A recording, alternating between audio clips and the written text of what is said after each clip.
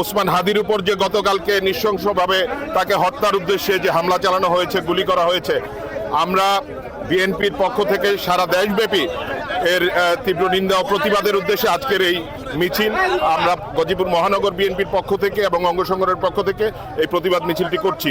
এবং আমরা সরকারের কাছে দাবি জানাচ্ছি সকল প্রার্থী সহ যারা আছে রাজনৈতিক নেতৃবৃন্দ সকল দলের সবাইকে নিরাপত্তা দেওয়ার জন্য।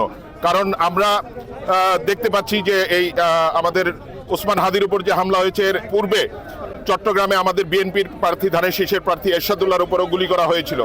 তো এ ধরনের ঘটনা ঘটছে, এটা কারা করছে তাদেরকে খতিয়ে দেখতে হবে, তাদেরকে দ্রুত আইনের আওতায় এনে শাস্তি ব্যবস্থা করতে হবে। আমাদের নেতা ভারপ্রাপ্ত চেয়ারম্যান তারেক রহমান সাহেব আগামী 25শে ডিসেম্বর ঢাকায় আসছেন।